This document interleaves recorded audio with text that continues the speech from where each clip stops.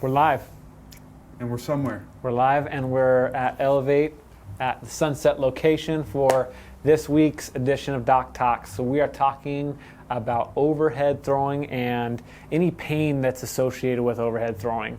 So we're going to talk through some things to consider and maybe some moves that could help with efficiencies in throwing. I think that's one of the biggest things that we'll probably talk about is trying to make things as efficient as possible, try to distribute as much as we can throughout the whole body so that one spot doesn't end up just getting beat up.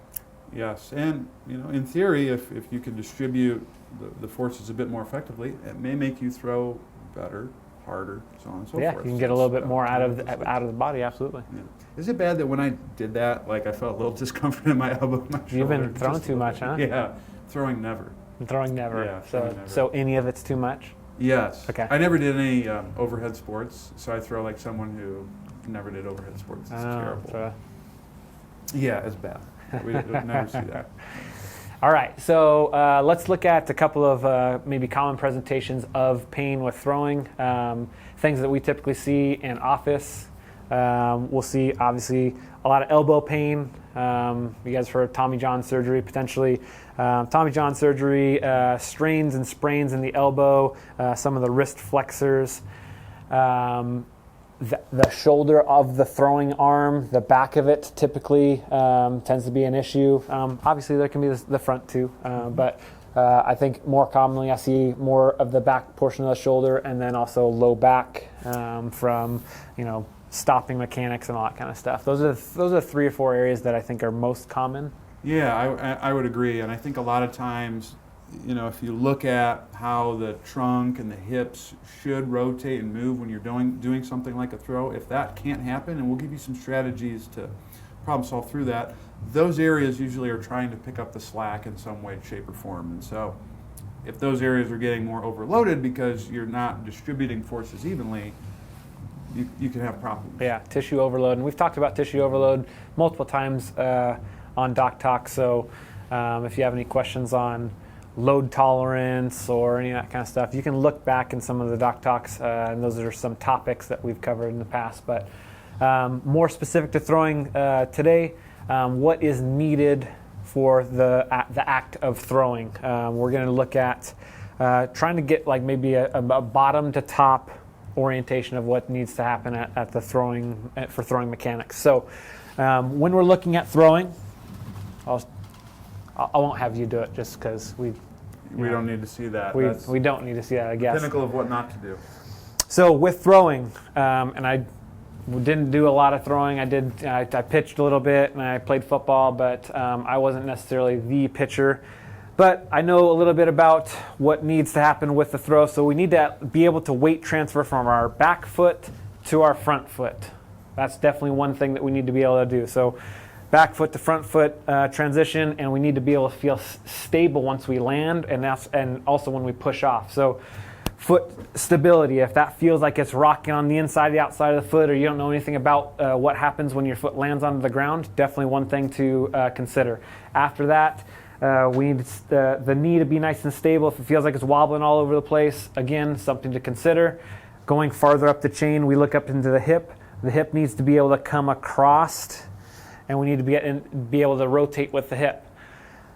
So rotation of the hip, stability in the knee, need to have a nice stable plant and foundation there. From here to here, I think we need to have limited motion, not no motion, just limited. We need not have extreme ranges of motion. We need to have a controlled rotation of the torso. So having some stability and some abilities to limit ranges of motion into the trunk, very, very good.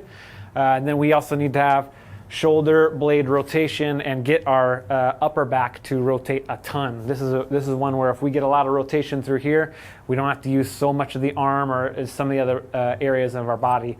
We can get more rotation through our thoracic spine so our arm doesn't have to whip and kind of crack through the rest of the throw. And then last, we're looking at external rotation all the way into internal rotation of the arm. So things that you can kind of break down and see if there's any missing parts. Is there anything else that on top of that? Yeah, so the big thing too, so Kyle, go ahead and set up like you're going to get into the throw, okay? Now, when Kyle's talking about loading the back leg, we also have to have rotation going this way in the trunk and the rest of the hips. So you have to be able to create rotation back this way, and then you're driving rotation through the entire spine forward as you step through. So it's important that you have the capability of exploring your ability to rotate in both directions to get the maximum whip as you step through and throw. Yeah. Other things to be mindful of as well, if you have difficulty turning your head. Oh yeah, I guess I didn't even bring that in. That's a good because one. too, if I can't face the batter, right? I don't have that much rotation. I might compensate some way. Maybe that means that I have to turn this way a little bit, and now I can't load the back leg as effectively, and so then that's going to lead to potential compensations. Yeah, as I starting throw position forward. for sure. Yeah, I think that's a big one.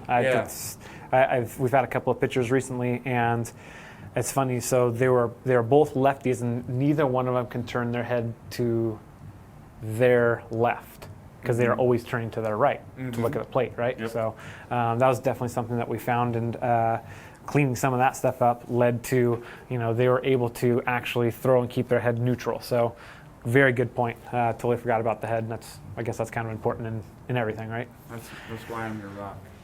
You are my rock. So just again, things to consider. There's an evaluation on all those things, and there's needs for all those things. If you don't know how to get that evaluated, or you feel like something on your body is amiss on some of those areas, get that stuff evaluated, because efficiencies, meaning your performance and your durability, can be significantly impacted by figuring out a weakness and starting to work on those areas for sure. And just your ability to complete a throw. And I would encourage you too, if you're working with someone who's teaching you to throw a particular way, and you're having a hard time to do it, because pitching is a little bit of controversy, because sometimes people will have this W raise on both sides. Others are going to teach you to rotate one way, keep it on close one side versus on the glove other. hand. Yeah. So sometimes if you're working with someone and no matter what you can do, you just can't get the mechanics down pat, it could be that you have a limitation that needs to be addressed. And we'll give you some strategies for that, but it may warrant you to work with a professional to see if we can help you through that as well. So that's just something to be mindful of. You don't want to put a square peg into a round hole. So maybe you got to make yourself a square hole. All right. Or something. You said it. Make yourself a square hole. That's how you're going to get. It's hip to be square. Wow. That's what. We're getting out of here. Yeah. So look at those couple of areas. Maybe break down on your own a little bit. See if there's something that you feel is inadequate, or you don't feel like you're generating a lot of force from, or if you are having pain, see if that area of your body is actually working harder than the rest of it. Because that means that you're just overloading that tissue, and there's something else that's kind of lurking back there that might not be working very well. After that, so what is needed to throw? We looked at the contributions from all the areas of the body. In addition to that, not just movement, we're looking at pitch count. We can look at recovery, and we can look at warm-up as all things that can be very, very helpful for making you a more durable thrower. So pitch count. If you know that at 25 pitches of max intensity, your arm starts to hang and it hurts and there's things that are going on, we need to know that we need to stop at 20 instead of reoccurring every single time you throw. You have significant damage to your arm. We've talked about, like I said earlier, we've talked about load tolerance and figuring out how to add more and more and more when we're getting back from maybe an injury, or we're trying to increase our load. Load tolerance is a topic that we've talked about, so look back on some of that stuff. But pitch count, understanding your pitch count, it's individual to everyone, and everyone's at different levels of their endurance, so make sure that pitch count is accounted for. You have a coach that is adhering to your pitch count, because there's a lot of times in youth athletics that we are maybe pushed, or we have someone that needs you to play and you want to play, but that your arm is hanging and you said, screw it, I'm just going to go out and do it anyways. listen to those pitch counts if you understand where your limits are at. Yeah, absolutely. And if you are on the younger side, so you're little league, or you're just getting into baseball, and a lot of times, especially younger kids, I've worked with a lot who played most of the year. Yeah. They were in 2 different leagues. Like, you cannot throw the amounts that the pros throw. Especially as your body is growing, your tissues need time to adapt. They need to be exposed to a lot of different stimuli, and that's why it's really important to play multiple sports. So you especially have to be mindful of that as a child, because the worst thing that can happen is a 12-year-old comes in to see me for a post-op Tommy John, like an injury that if anything should happen to people in adult. Well, it shouldn't happen to anyone, but if it happens, it should be someone who's older. So be mindful of that. Also, too, as you're growing and you start to be able to throw with a little bit more heat, you can throw faster. Realize that's an added stressor to your arm and your body that you need time to accommodate. So just because you had a pitch count at this age and all of a sudden you start growing, start getting some beef, and you can throw an extra 10 miles an hour on your fastball, that doesn't mean that you can do the same pitch count, because now you're doing much greater stress to your body when you're throwing. So be sure to adapt to not just the total amount that you're pitching, but also realize that the types of pitching that you throw and the speed at which you throw also has an impact on how many pitches you can safely throw without putting yourself at risk. Yeah, your tissues mature as you go through life. You start having more and more stresses, and hopefully you adapt positively to those stresses. But you definitely have to make sure that you're giving yourself the time to build and mature. So yeah, good points there. Looking at warm-ups, this is something that can really make or break an effective training time or session. If we don't warm up, if we only say we only warm up when we're having a game, and we go to practice every day, and we get out there and we just start kind of throwing the ball around, we're losing that warm-up time every time that you're going into a session, and we can have a little bit of irritation to tissues throughout the week, and not even just like the game day. So make sure that warm-up that you're creating for, maybe you find that you have a significant hip dysfunction, or you have something that's pretty individual to you. Make sure that stuff is being handled in your warm-up, so that you're not trying to figure it out when you're out on the mound, or you're trying to figure it out when you're in the bullpen, or any of that kind of stuff. It should be figured out way ahead of time, so that you feel loose and you feel like that stuff is actually activated in the way that you need it. So warm-ups for a lot of our athletes have been a big emphasis on, hey, this is what you need to do pre-tournament, pre-game, pre-practice. Get a routine that's specific for your needs. Very much so. Yep, and make sure you're doing things to build up to the intensity of something like a throw. So it's one thing to do maybe some of the lower level, I don't want to say lower level, but the lower intensity activities that we'll show you at the end of today, but you also want to make sure you're doing things that ramp up intensity as well, that work on similar mechanics. So, if you're doing trunk rotations at a low level, you might want to do things where you're rotating your trunk very quickly. Yeah. So then it helps bridge the gap to when you're doing your throws. Yeah, that's a great point, because I built a warm up for a kid, and we were doing, we were talking about loading hips, right? Loading hips quickly is different than just kind of loading a hip, and we ended up doing kettlebell swings. Oh, nice. Before pitching, because he's like, man, that really makes my hips feel like they're firing fast. All the low level stuff, it kind of opens that stuff up, but then when you really hit something that's going to move your hips fast or move your body fast, then it translates a little bit better to sport and speed and all the other good stuff that comes along with that. Absolutely. Okay, so things to look for inefficiencies in a throwing pattern. This is just based off of what I've seen throwers in the past. They will do this weird thing where they'll stop their arm. So they'll come here, they'll throw, and they'll let go of the ball, and they'll stop kind of early and then pull their arm back, so they won't have this nice flow or swing of their arm. So if they get to here and they follow through, I feel like that's a little bit more efficient. if they come here and they stop, then something is going to get eaten up in terms of the places that we've talked about. Something is going to be overworked because we should have a nice flowy pattern to our throw.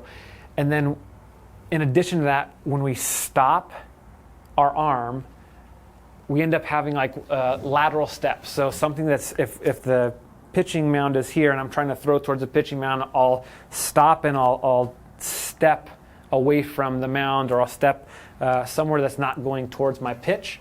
That's just showing us that we're pulling energy away from the plate.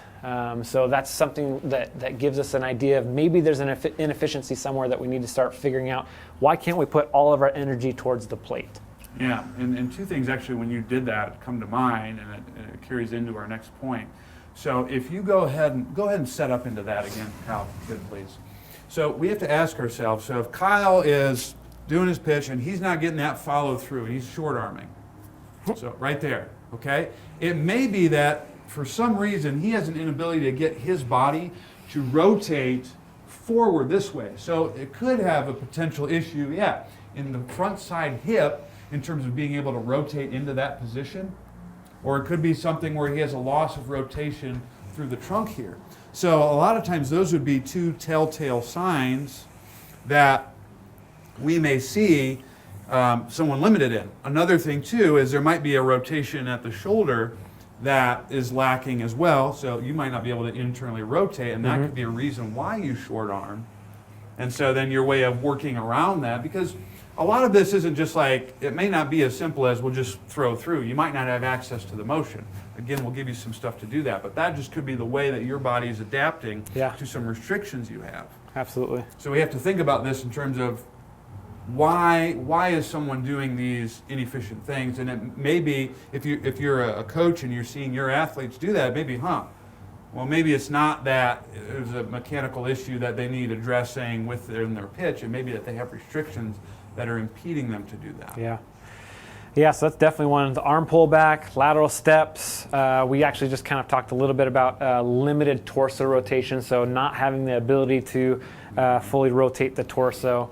And then lastly, if you feel like there's a lot of whip in your arm, if you feel like your arm's really trying to accelerate right at the very end and you're having to blast through the last couple of degrees of your throw, that could be that we're trying to accelerate too much with our arms and something else isn't really helping out down below. So we're talking about transferring energy from our lower body to our upper body. Something is amiss there, and we're having to kind of try to catch up right at the very end with our arm. That could be all sorts of presentations. There can be tingling numbness down to the fingertips. There can be forearm pain, elbow pain, shoulder pain. All of those things are very susceptible once we start accelerating an arm too fast.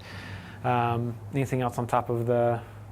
Those are some of the big things, I think. Yeah, so those are just some inefficiencies of throwing patterns. So what we want to do is show you a couple of things that might help.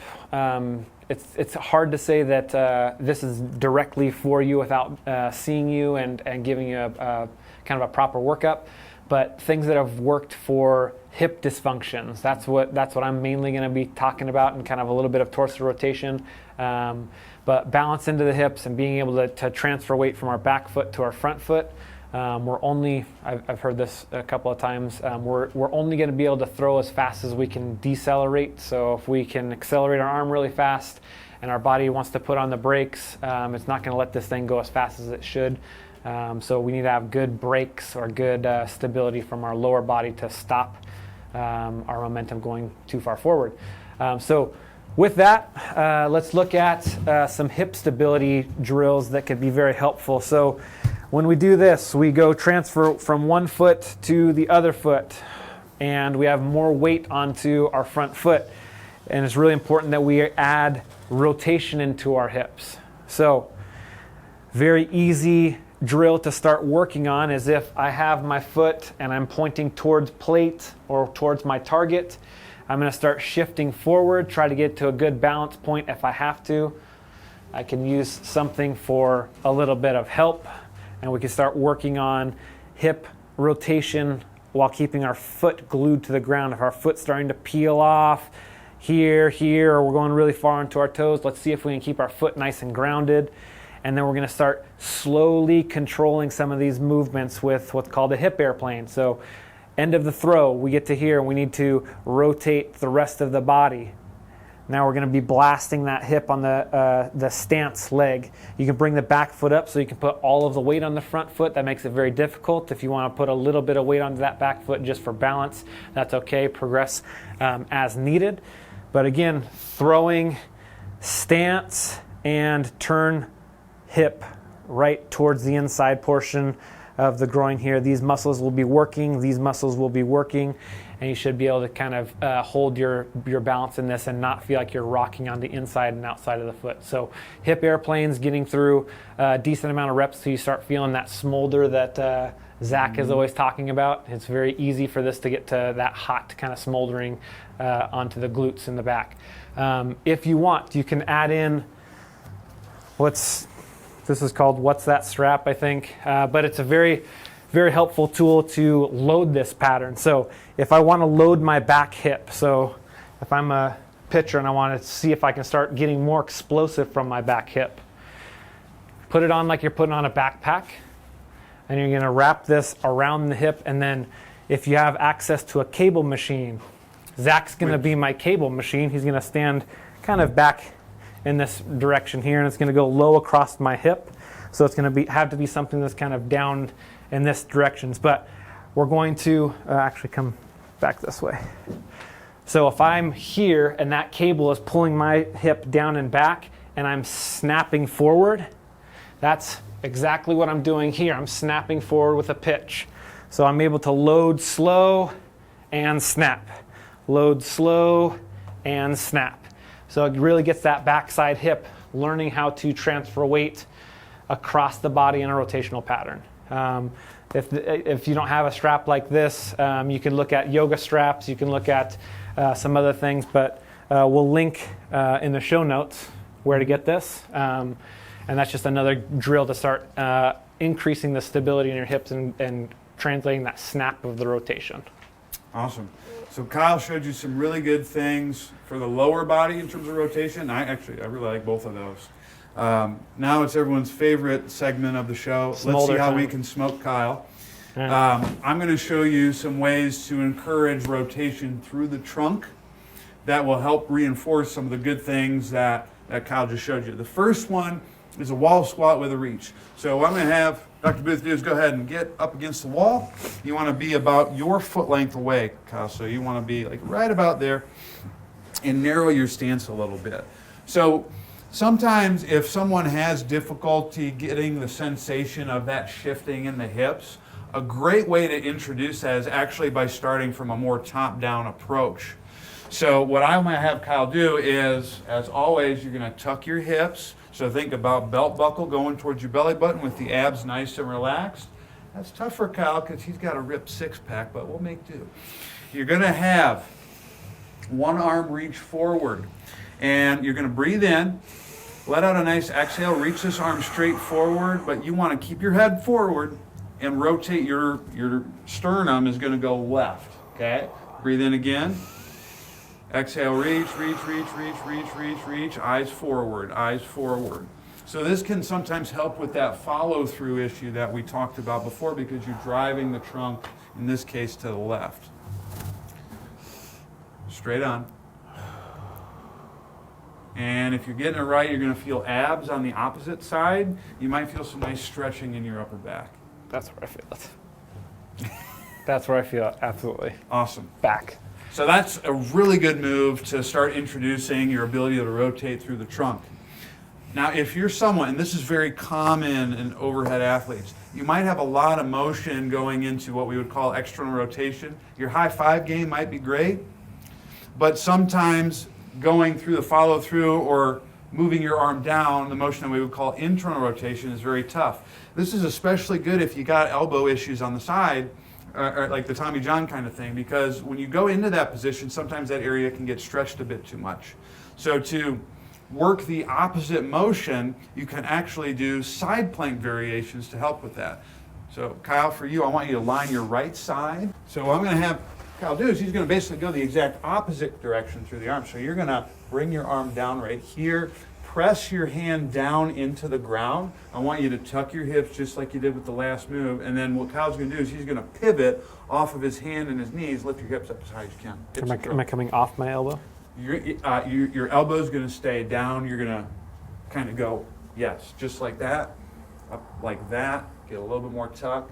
Rotate over this way. Gotcha. Yes. So you kind of want to go not just straight up, but it's kind of up and over like a catapult. And you're just going to hang out and breathe in that position. Push up a little higher. You'll feel the downside abs working quite a bit. Yep. You're just going to hang out and breathe. Make sure you're pressing your hand down. If you're feeling really frisky, you can put a towel underneath the inside of the arm. I'm going to just lift up so I can really get Kyle to feel it in his arm and shake a little more, because that makes me happy. Glad it makes you happy. Yep.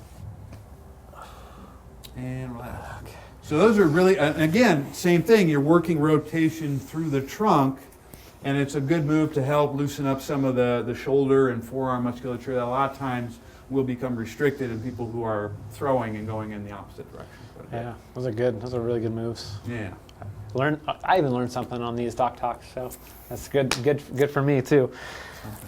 So again, looking at some pain contributions, we're looking at elbow, shoulder, any of these types of presentations for throwers. We've looked at common areas, and we understand that these areas might be actually working really, really well.